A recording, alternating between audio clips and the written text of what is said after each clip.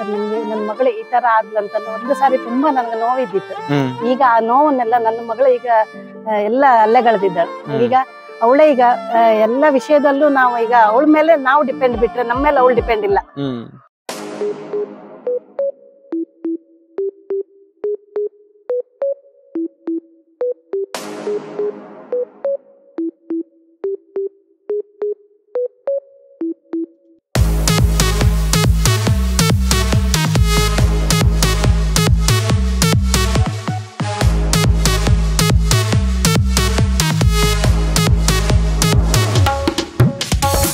Hello ನಮಸ್ಕಾರ ವೀಕ್ಷಕರೇ, ವಾರ್ತಾ ಭಾರತಿಯಲ್ಲಿ ನಿಮಗೆ ಸ್ವಾಗತ. ನಾನು ಅವಿನಾಶ್.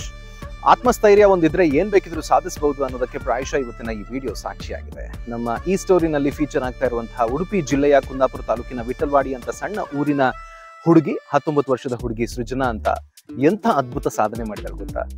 ಆಕೆ ನಿಮ್ಮ ತರ ನಾರ್ಮಲ್ ಆಗಿಲ್ಲ ಅಂತಂದ್ರೆ ಆಕೆಗೆ ಕಿವಿ ಕೇಳಿಸಲ್ಲ, ಸಹಜವಾಗಿ ಮಾತಾಡೋದಕ್ಕೂ ಆಗಲ್ಲ. ಆದ್ರೆ ಈ ಬಾರಿ ದೇಶದಲ್ಲಿ ಮೊದಲ ಬಾರಿಗೆ ಕಿವುಡ್ರಿಗಾಗಿ, ಅದರಲ್ಲೂ ವಿಶೇಷವಾಗಿ ಮಹಿಳೆಯರಿಗೆ T10 ಕ್ರಿಕೆಟ್ ಚಾಂಪಿಯನ್ಶಿಪ್ ಅನ್ನು ಆರ್ಗನೈಸ್ ಮಾಡಲಾಗಿತ್ತು. ಅದರಲ್ಲಿ 10ಕ್ಕೂ ಹೆಚ್ಚು ರಾಜ್ಯಗಳು ಭಾಗವಹಿಸಿತ್ತು. ಖುಷಿ ಏನಂತಂದ್ರೆ ಹರಿಯಾಣದಲ್ಲಿ ನಡೆದಂತ ಈ ಟೂರ್ನಮೆಂಟ್ ನಲ್ಲಿ ಕರ್ನಾಟಕ ರಾಜ್ಯ ತಂಡ ಇದೆಯಲ್ಲ ಅದು ಗೆದ್ದುಕೊಂಡಿತ್ತು.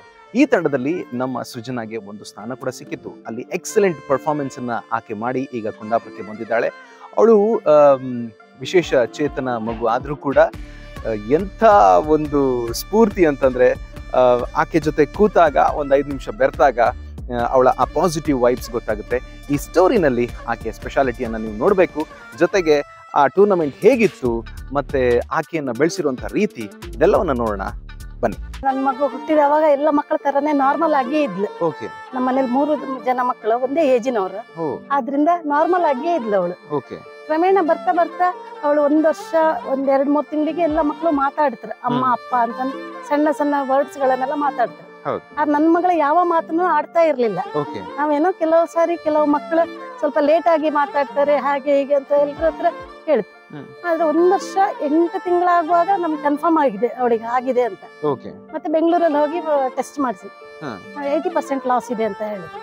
ಮತ್ತೆ ಈ ಮಗುವಿಗೆ ಇನ್ನು ಆಗುದಿಲ್ಲ ಮಾತಾಡ್ಲಿಕ್ಕೆ, 80% ಲಾಸ್ ಇತ್ತು, ಇಲ್ಲೇ ಇರ್ಬೇಕಾಗತ್ತೆ, ಸ್ಪೀಚ್ ಥೆರಪಿ ಕೊಡ್ಬೇಕಾಗತ್ತೆ ಏನೆಲ್ಲ ಹೇಳಿದ್ರು ಡಾಕ್ಟರ್. ಅದನ್ನ ಕೇಳಿ ನಮ್ಗೆ ತುಂಬಾ ಶಾಕ್ ಆಯ್ತು. ಯಾಕಂದ್ರೆ ನಾವು ಎಣಿಸಿಯೂ ಕೂಡ ಇರ್ಲಿಲ್ಲ ನನ್ನ ಮಗಳು ಈ ರೀತಿ ಆಗ್ತಾಳೆ ಅಂತ. ತುಂಬಾ ಚೂಟಿ, ಮತ್ತೆ ಎಲ್ರ ಜೊತೆನೂ ಫ್ರೀ ಮಿಂಗಲ್, ಮತ್ತೆ ಹಠ ಮಾಡುದು, ಎಲ್ಲ ಮಕ್ಕಳ ತರ ಅಳ್ತಾ ಇರೋದು ಅದೆಲ್ಲ ಎಂತ ಇಲ್ಲ ನನ್ನ ಮಗಳು. ಮನೆ ಹತ್ರ ಆಸುಪಾಸಿನಲ್ಲಿ ಯಾರೇ ಸಿಕ್ಕಿದ್ರು ಕೂಡ ಅವಳು ಅವರಿಗೆ ವಿಶ್ ಮಾಡಿ, ಅವರಿಗೆ ಟಾಟಾ ಮಾಡಿ, ಅವರನ್ನು ನಗಾರಿಸ್ತಾ ಹೋಗುವಂತ ಹುಡುಗಿ ಅವಳು. ಆ ರೀತಿಯಲ್ಲಿ ಅವಳು ಬೆಳ್ಕೊಂಡು ಬಂದಿದ್ದಾಳೆ. ಮತ್ತೆ ಕ್ರಮೇಣ ನಾವು ಬೆಂಗಳೂರಿಂದ ಮಣಿಪಾಲಕ್ಕೆ ಬಂದವಾಗ ಗೊತ್ತಾಯ್ತು ಇವಳಿಗಿದ್ದೆ speech therapy. Daily up and down ಮಾಡ್ಲಿಕ್ಕೆ ಆಗ್ತಾ ಇರ್ಲಿಲ್ಲ. ಸರಿ, ಮಗು ನಿದ್ದೆ ಮಾಡುತ್ತಲ್ಲ, ಸಣ್ಣ ಮಗು ಅಲ್ಲ. ಮತ್ತೆ ಟೀಚರ್ ಒಬ್ರು ಮನೆಗೆ ಬಂದು ಟ್ರೈನಿಂಗ್ ಕೊಟ್ಟರು, ರಾಜೇಶ್ವರಿ ಅಂತ ಟೀಚರ್ ಮನೆಗೆ ಬಂದು 1 ಗಂಟೆ ಟ್ರೈನಿಂಗ್ ಕೊಟ್ಟು ಅವಳು ಸ್ಪೀಚ್ ಇಂಪ್ರೂವ್ಮೆಂಟ್ ಮಾಡಿದ್ರು. ಚುರುಕುತನ ಅಂತ ಹೇಳಿದ್ರೆ ಅವಳು ಯಾವುದೇ ಆಕ್ಟಿವಿಟೀಸ್ ಇರ್ಲಿ, ಸಣ್ಣದಿಂದ ಹಿಡಿದು ಇವತ್ತಿನ ತನಕೂ ಕೂಡ ಯಾವುದೇ ಸ್ಪರ್ಧೆ ಇರ್ಲಿ, ಬೆಳಗ್ಗೆಯಿಂದ ನಮ್ಮಲ್ಲಿ ಒಂದು ಕಾರ್ಯಕ್ರಮ ಆಗುತ್ತೆ, ಬೆಳಗ್ಗೆಯಿಂದ ಸಂಜೆವರೆಗೂ ಸಣ್ಣ ಕಾರ್ಯಕ್ರಮ ಆಗುತ್ತೆ.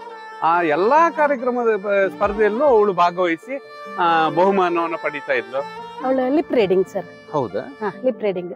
ಮತ್ತೆ ಅವಳು ಜಾಸ್ತಿ ಕೈ ಸಣ್ಣ ಎಲ್ಲ ಮಾಡ್ತಾ ಇರ್ಲಿಲ್ಲ. ಈಗ 2 ವರ್ಷದಿಂದ ಜಾಸ್ತಿ ಮಾಡ್ತಾ ಇದ್ಲು.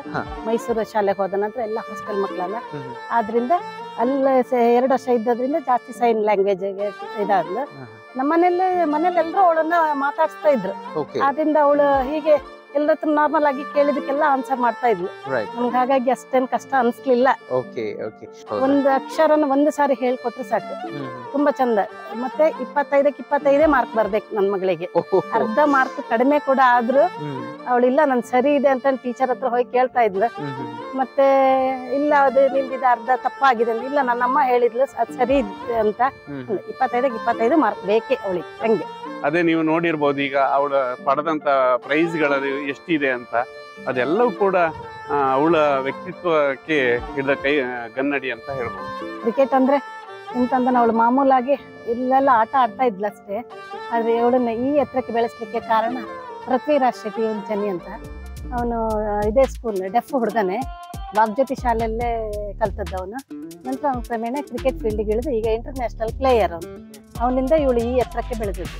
ಬಹಳಷ್ಟು ಶ್ರಮ ವಹಿಸಿ ತನ್ನ ಬಿಡುವಿನ ಸಮಯದಲ್ಲಿ ಅವಳು ಕ್ರಿಕೆಟ್ ಆಟ, ಬೇರೆ ಬೇರೆ ಆಟೋಟ ಸ್ಪರ್ಧೆಗಳಲ್ಲಿ ಭಾಗವಹಿಸಿ ಕ್ರಿಕೆಟ್ನಲ್ಲಿ ಅತ್ಯುನ್ನತವಾಗಿ ಆಡಿ ಇದೀಗ ರಾಷ್ಟ್ರ ಮಟ್ಟದಲ್ಲಿ ಮಿಂಚುತ್ತಾ ಇರುವಂತ ಪ್ರತಿಭೆ ಅವಳನ್ನು ನೋಡಿ ಕಲಿಯುವಂಥದ್ದು ನಮಗೆ ತುಂಬಾ ಇದೆ.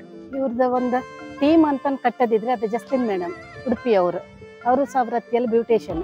ಈ ಎಲ್ಲ ಮಕ್ಕಳ ಗ್ರೂಪ್ ಮಾಡಿ ಪ್ರತಿ ಸಂಡೇ ಇವರು ಅವ್ರ ಆಟ ಆಡಿಸಿ ಅದರಿಂದ ಅವರು ಸ್ಟೆಪ್ ಬೈ ಸ್ಟೆಪ್ ಇವರನ್ನ ಈ ಹಂತದವರೆಗೆ ಕರ್ಕೊಂಡು ಹೋದ್ರು. ನಾನು ವೃತ್ತಿಯಲ್ಲಿ ಬ್ಯೂಟಿಷಿಯನ್, ಬಟ್ ಈಗ ನನಗೆ ನನ್ನ ಮಗಳ ಎಲ್ಲದಕ್ಕೂ ಸಪೋರ್ಟ್ ಮಾಡ್ತಾ ಇದ್ದಾಳೆ. ನಾನು ಎಲ್ಲ ಕಡೆ ಡ್ರೆಸ್ಸಿಂಗ್ ಹೋದವ, ಮೇಕಪ್ಗೆಲ್ಲ ಹೋದವಾಗ ನನ್ನ ಮಗಳು ನನಗೆ ತುಂಬ ಸಪೋರ್ಟ್ ಮಾಡ್ತಾಳೆ. ಎಲ್ಲ ಕಡೆ ಅವಳೇ ಡ್ರೆಸ್ಸಿಂಗ್ ಮಾಡೋದೆಲ್ಲ ಅದು ಅವಳೇ ಮಾಡ್ತಾ ಇದ್ದಾಳೆ. ಹಾಗಾಗಿ ನನಗೆ ತುಂಬ ಹೆಲ್ಪ್ ಆಗ್ತಾ ಇತ್ತು ಅವಳಿಂದ.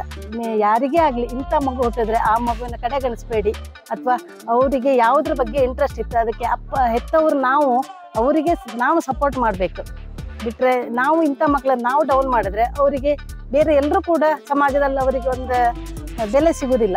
ಆದ್ದರಿಂದ ಇಂಥ ಮಕ್ಕಳನ್ನ ನಮ್ಮಿಂದ ಎಷ್ಟು ಆಗತ್ತೆ ಅಷ್ಟು ಅವರನ್ನ ಎತ್ತರಕ್ಕೆ ಬೆಳೆಸೋಕ್ಕೆ ಪ್ರಯತ್ನ ಪಡಬೇಕು.